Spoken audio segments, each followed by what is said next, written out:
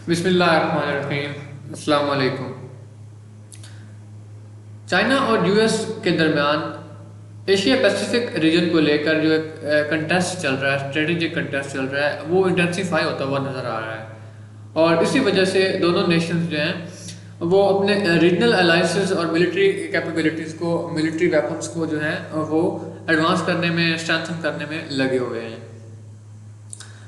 Beijing को देखा जाए तो बीजिंग अपना जो है स्टांस वो काफ़ी अग्रेसिव जो है बिहेवियर की तरफ लेके जा रहा है। फॉर एग्जांपल वो क्वाड को और ऑकस जैसे अलाइंसेस को रिजेक्ट कर रहा है, और दूसरे threats for example US tactical nuclear weapons जो हैं साउथ कोरिया में, इनको यूएस डिप्लॉय करने के बारे में जो है निगोशिएशंस चल रही हैं। तो चाइना इसको स्ट्रांगली रिजेक्ट कर रहा है। इसके अलावा साउथ कोरिया, जापान के साथ और दूसरे रीजनल एक्टर के साथ जो यूएस मिलकर अलाइनमेंट्स बना रहा है, तो इनकी वजह से इस एशिया पैसिफिक रीजन में कन्फ्लिक्ट का जो है चांस, वो रिस्क जो है वो बढ़ता हुआ नज़र आ रहा है। फॉर एग्जांपल देखा जाए तो साउथ चाइना सी में जो है साउथ चाइना सी वो यूएस चाइना के दरमियान एक न्यूक्लियर फ्लैश पॉइंट जो है वो बन चुका है। तो आज हम बात करेंगे कि यूएस और चाइना के दरमियान जो जियोपॉलिटिकल टेंशंस हैं वो किस स्टेज पे पहुंच चुकी हैं, और चाइना की पॉलिसी क्या है एशिया पैसिफिक रीजन के बारे में, और चाइना को कंटेन करने के लिए जो अलाइंसेस बनाए गए हैं उनके बारे में बात करेंगे। उनका क्या इम्पैक्ट हो सकता है, चाइना के इनके ऊपर जो क्या स्टांस है, वो क्या इसके ऊपर रिएक्शन दे रहे हैं। और फाइनली हम बात करेंगे कि पाकिस्तान के ऊपर इन जो यूएस और ग्रेट चाइना की ग्रेट पावर रिवलरी है, जो टेंशन चल रही हैं, इनका पाकिस्तान के ऊपर क्या इम्पैक्ट होगा। और इंडिया जो है उसकी यूएस के कैंप की तरफ जाने की वजह से चाइना को जो चाइना के कंटेनमेंट के सिलसिले में उसका पाकिस्तान पे क्या इम्पैक्ट होगा। जो चाइना जो भी एक नई अपनी इंडिया अपनी नई नेवल बेसिस जो है ओपन कर रहा है, तो अंडरग्राउंड सबमरीन बेस। तो इस तरह के इनिशिएटिव जो हैं वो पाकिस्तान और चाइना के अपने पाकिस्तान और इंडिया के रिलेशन पे और पाकिस्तान और यूएस के रिलेशन पे क्या इम्पैक्ट डालेंगे, ये हम आज बात करेंगे। अगर आपने हमारे चैनल को अभी तक सब्सक्राइब नहीं किया तो हमारे चैनल को सब्सक्राइब करें, और हमारी वीडियोस पसंद आए तो लाइक और शेयर करना ना भूलें।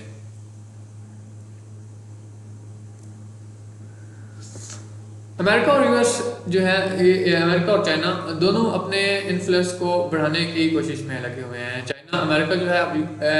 एक ग्लोबल हेजेमोन बनने के सिलसिले में, और चाइना जो है उसको कंटेन करने के लिए अपने काफ़ी इनिशिएटिव्स ले रहा है। दूसरी तरफ अगर देखा जाए तो बीजिंग भी वाशिंगटन की इस तरह की जो मिलिट्री और पॉलिटिकल मिलिट्री जो उसकी एक स्ट्रेटजी है, इसको अपोज करने के लिए वो काफ़ी डिटर्मिनेड है। तो ये जो कंटेस्ट एक चल रहा है, इसकी वजह से रीजनल जो स्टेट्स हैं, लिटोरल स्टेट्स कह लें, जो इस रीजन की एशिया पैसिफिक रीजन की, तो उनके लिए से काफ़ी जो है सिक्योरिटी खतरात जो हैं वो बढ़ गए हैं। मिलिट्री डॉक्ट्राइंस जो हैं मुख्तलिफ किस्म की चेंज होती हुई, उनकी वजह से जो एक चाइना और यूएस के दरमियान कन्फ्लिक्ट एस्केलेशन का रिस्क जो है वो प्रोबेबिलिटी वो भी बढ़ती हुई नज़र आ रही है। चाइना जो है वो अपनी एशिया पैसिफिक पॉलिसी को जो है दोबारा से दोहरा रहा है कि वो किसी भी किस्म की जो है वार को यहाँ पे या यूज़ ऑफ फोर्स को वो अपोज करेगा, उसको नहीं होने देगा। अब रिसेंटली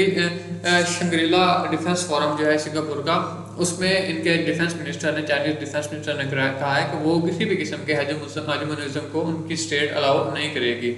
और पावर पॉलिटिक्स जो कि एशिया पैसिफिक रीजन को नुकसान पहुंचा सकती है, वो इसको स्ट्रांगली अपोज करेंगे, और किसी भी किस्म की हार्ड और कोल्ड वार्स जो हैं वो उनको सपोर्ट करने नहीं जा रहे, उनको स्टार्ट नहीं होने देंगे, और किसी भी कंट्री को वो अलाउ नहीं करेंगे कि वो इस रीजन में किसी भी किस्म की वार को शुरू करे। तो ये क्लियर मैसेज था यूएस के लिए कि चाइना जो है वो इस पर काफ़ी अलार्म्ड है कि यूएस के जो जितने भी एक्शन हो रहे हैं, जितनी स्ट्रेटजीज चल रही हैं चाइना के हवाले से, तो इसके हवाले से एक क्लियर मैसेज था कि चाइना जो है वो इससे फुली अवेयर है। यूएस मुख्तलिफ किस्म के अलाइंसेस बना रहा है। फॉर एग्जाम्पल क्वाड अलाइंस की बात करें, ऑकस अलाइंस की बात करें, तो इस तरह की जो फॉर्मेशन है अलाइंसेस की, ये एक सिग्निफिकेंट डेवलपमेंट है चाइना कंटेनमेंट के सिलसिले में। तो जो इन मिनीलेटरल स्ट्रेटेजिक अलाइंसेस के जरिए से, मिनीलेटरल कहते हैं कि ऐसे स्ट्रेटेजिक अलाइंसेस जो कि छोटे लेवल पर होते हैं, छोटी कंट्रीज के दरमियान होते हैं और ज़्यादा एक्टिव होते हैं, मतलब ये 3-4 कंट्रीज मिलकर इसको इस तरह का अलाइंस बनाती हैं, तो इनको मिनीलेटरल अलाइंस कहते हैं। तो इस तरह के अलाइंसेस जो हैं वो उनके थ्रू जो मिलिट्री कैपेबिलिटीज़ हैं वो बढ़ा के चाइना की सिक्योरिटी के लिए एक चैलेंज जो है वो क्रिएट कर रहे हैं। एडिशनली अगर देखें तो जो अभी इन्होंने long short range medium range ballistic missiles जो हैं वो डिप्लॉय किए एशिया पैसिफिक रीजन में, तो ये चाइना के चैलेंजेस में मज़ीद इजाफा कर रहा है। न्यूक्लियर शेयरिंग जो है उसके बारे में अभी जो है यूएस सेनेटर रॉजर विकर ने एक रिपोर्ट पेश की है जिसमें वो कह रहे हैं कि न्यूक्लियर जो है स्ट्रेंथ जो है इसके ज़रिए से आप पीस जो है क्रिएट कर सकते हो। तो इसी वजह से जो वो साउथ कोरिया में यूएस जो टैक्टिकल वेपन्स हैं न्यूक्लियर वेपन्स उनको डिप्लॉय कर रहे हैं और चाइना इसको स्ट्रांगली अपोज कर रहा है, क्योंकि ये इसकी वजह से अगर ऐसा होता है तो न्यूक्लियर वेपन्स वहाँ पे डिप्लॉय होते हैं, डिप्लॉय होते हैं, तो एक स्ट्रेटेजिक कंटेस्ट जो इस एरिया में है वो मज़ीद इंटेंसीफाई होगा, बढ़ जाएगा और न्यूक्लियर आर्म रेस जो है वो शुरू हो जाएगी इस रीजन में, जो कि हर हिसाब से देखा जाए तो इस रीजन के तमाम कंट्रीज के लिए नुकसानदेह है। वाशिंगटन और सियोल जो हैं यूएस और साउथ कोरिया वो इसके रीडेवलपमेंट रीडिप्लॉयमेंट पे वो एग्री हैं और उन्होंने इसके बारे में थर्ड न्यूक्लियर कंसल्टेटिव ग्रुप की मीटिंग जो सियोल में हुई थी साउथ कोरिया में, उसमें उन्होंने इसका ऐलान किया है। साउथ कोरियन डिफेंस मिनिस्टर जापानी डिफेंस मिनिस्टर के माने जो है वो उन्होंने एक साइन किया है, एग्रीमेंट साइन किया है कि वो अपने जो दोनों कंट्रीज जो हैं वो डिफेंस एक्सचेंजेस को है जो है वो कंटिन्यू रखेंगे। तो एग्रीमेंट जो इस तरह के एग्रीमेंट्स हो रहे हैं ये टोक्यो और सियोल के दरमियान, जापान और साउथ कोरिया के दरमियान, तो ये चाइना और साउथ कोरिया को जो है उनके खिलाफ है, उनको कंटेन करने के लिए हैं। उससे अगले दिन यूएस, साउथ कोरिया और जापानीज डिफेंस चीफ ने ये अनाउंस किया कि वो ट्राइलेटरल मिलिट्री एक्सरसाइज करेंगे जिनको उन्होंने फ्रीडम एज का नाम दिया है। तो इस तरह की तमाम एक्टिविटीज़ जो नज़र आ रही हैं हमें ये चाइना के ख़िलाफ़ हैं और चाइना भी इसको अपोज कर रहा है, जिसकी वजह से रीजनल कन्फ्लिक्ट एक न्यूक्लियर फ्लैश पॉइंट जो है वो बन सकता है न्यूक्लियर वार के लिए, जो कि किसी भी हिसाब से किसी कंट्री के लिए फ़ायदेमंद नहीं हो सकता, क्योंकि इसमें कोई विनर नहीं होता न्यूक्लियर वार में। न्यूक्लियर वार में सिर्फ सर्वाइवर्स होते हैं। एक बड़ी मशहूर सी जो है कोटेशन है। साउथ चाइना सी डिस्प्यूट ये फ्लैश पॉइंट इसको हम कह सकते हैं कि चाइना और यूएस के दरमियान में है। बेसिकली साउथ चाइना सी के ऊपर चाइना जो है अपनी 11 डॉटेड लाइन को वो कहता है कि ये इस पर अपना वो हक जताता है, किसी के ऊपर किसी का कोई जो है हक नहीं है। और इसके बाकी जो क्लेम इसको कर रहे हैं उनमें ब्रुनाई भी शामिल है, वियतनाम शामिल है, इसके अलावा फिलीपींस शामिल है। और फिलीपींस को लेके फिलीपीन और चाइना जो है इस पर काफ़ी उनका डिस्प्यूट बन चुका है, डिस्प्यूट जो है वो चल रहा है इसकी वजह से, साउथ चाइना सी की वजह से। फिलीपीन जो प्रेसिडेंट हैं मार्कोस, उन्होंने 31 मई को शंग्रीला डिफेंस फोरम में उन्होंने इस रीजन को, साउथ चाइना सी को एक रीजनल फ्लैश पॉइंट का नाम दिया है किसी भी कन्फ्लिक्ट के लिए। चाइनीज़ कोस्ट गार्ड जो है उनको एक नई जो है पॉलिसी मिली है, उनको चाइना में एक नया रूल पास हुआ है इसके बारे से, चाइनीज़ लॉ जो है वो पास हुआ है कि जो इलीगल होंगी, मतलब किसी भी किस्म की जो वेसल्स होंगी चाइनीज़ टेरिटरी में, जो चाइनीज़ वाटर्स में दाखिल होंगी, तो उसको वो कैप्चर कर लेंगे और उसके क्रू को भी वो 60 डेज तक जो है वो कैप्चर कर सकते हैं, डिटेन कर सकते हैं। तो अगर फिलीपींस और चाइना के दरमियान में इसको लेके वेसल सीजर को लेके अगर किसी किस्म का कन्फ्लिक्ट होता है, एस्केलेट होता है, तो अमेरिका की इन्वॉल्वमेंट जो है उसमें मस्ट होगी, वो जरूर इन्वॉल्व होगा, क्योंकि यूएस डिफेंस सेक्रेटरी ने प्रेसिडेंट मार्कोस को ये गारंटी करवाया है, इसकी यकीन दहानी करवाई है कि फिलीपींस जो है वो यूएस का ट्रीटी एली है, तो वो किसी भी किस्म का सिक्योरिटी थ्रेट जो फिलीपींस को होगा तो उसमें यूएस जो है इन्वॉल्व डायरेक्टली हो सकता है। इसकी वजह से जो इस कन्फ्लिक्ट एशिया पैसिफिक रीजन का ये जो सूरत हाल चली हुई है, इसकी वजह से यूरोपियन एनवायरनमेंट पर भी काफ़ी असर पड़ा है। यूएस लेड जो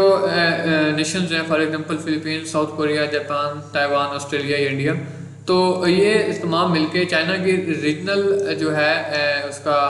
जियो पॉलिटिक्स को वो कमज़ोर करने की कोशिश कर रहे हैं। इसके अलावा यूक्रेनियन प्रेसिडेंट ने भी इस पे चाइना पे इल्ज़ाम लगाया है कि वो प्यूटन के हाथों जो हैं यरगमाल बने हुए हैं, प्यूटन के हाथों में इस्तेमाल हो रहे हैं। तो उन्होंने उस पर अपनी काफ़ी तशवीश का इजहार किया है। अगर देखा जाए तो चाइना जो अपनी न्यूट्रलिटी इस वार में अपनी शो कर रहा है, लेकिन अभी तक वो अमेरिकन को और यूरोपियन यूनियन के जो मेंबर्स हैं उनको कन्विंस नहीं कर सका कि जो बीजिंग है वो डायरेक्टली इसमें इन्वॉल्व नहीं है। इस सारी सूरत हाल में पाकिस्तान जो है वो अपनी जो इस सूरत हाल को इग्नोर नहीं कर सकता। जो एशिया पैसिफिक का जो इन्वायरमेंट बना हुआ है कि इस्लामाबाद को इस पर काफ़ी रिजर्वेशन हैं। फॉर एग्जांपल अगर देखा जाए तो क्वाड में इंडिया की डायरेक्ट जो रोल है, एक्टिव रोल है इसमें, इस मिनी न्यूट्रल स्ट्रेटेजिक अलायंस में, तो पाकिस्तान को इस पर काफ़ी एतराज़ात हैं। इसके अलावा इंडिया जो अपनी न्यूली कंस्ट्रक्टेड एक अंडरग्राउंड सबमरीन बेस उन्होंने बनाई है रमबिली में, तो इसमें न्यूक्लियर पावर सबमरीन्स जो हैं वो उन्होंने उसमें जो है यूज़ कर सकते हैं। उनका एक हाउस ऑफ फ्लीट बन गया न्यूक्लियर पावर सबमरीन्स के लिए। बे ऑफ बंगाल में उनको जाना आसानी हो गई उनके लिए ईस्टर्न कोस्ट से। तो इस तरह की जो बेसिस हैं, इस तरह के जो इनिशिएटिव्स हैं वो इंडिया के नेवी के जो पावर में इजाफा कर सकते हैं। लेकिन इसके साथ साथ एक न्यूक्लियर जो है रेस उसमें इसकी वजह से वो शुरू हो सकती है, क्योंकि बे ऑफ बंगाल में इंडियन नेवी का जो रसाई है वो आसानी से हो सकती है विदाउट बीइंग डिटेक्टेड। तो इंडिया की नेवल पावर जो इंक्रीज हो रही है, तो इसकी वजह से तमाम किस्म की जो लिटोरल स्टेट्स हैं जो lying along the shore of Indo Pacific region, तो ये काफ़ी जो है नुकसानदेह सूरत हाल बन सकती है ऐसी स्टेट्स के लिए, उनकी सिक्योरिटी के लिए, स्पेशली पाकिस्तान के लिए। तो इसके अलावा अगर पाकिस्तान के देखा जाए तो साथ साथ ये चाइना की जो मर्चेंडाइजिंग पासिंग है इस रीजन से, बे ऑफ बंगाल से, तो उसको भी ये डायरेक्ट एक्सेस कर सकते हैं। उसके लिए भी ये थ्रेट के तौर पे साबित हो सकते हैं। कंक्लूड करते हैं कि स्ट्रेटजिक कंपटीशन जो एशिया पैसिफिक में चल रहा है, इसकी ग्लोबल लेवल पे काफ़ी नुकसानदेह साबित हो सकता है। और जो अलायंस फार्म हो रहे हैं, मुख्तलिफ किस्म के अलायंसेज फार्म हो रहे हैं चाइना को कंटेन करने के लिए, मिलिट्री डेवलपमेंट्स हो रही हैं या रीजनल डिस्प्यूट्स हैं, तो वो एक जियो पोलिटिकल लैंडस्केप को मज़ीद वर्सन कर सकते हैं, इसको वो वोलेटाइल और बना सकते हैं, और जो कि किसी भी कंट्री के फ़ायदे के लिए नहीं होगा।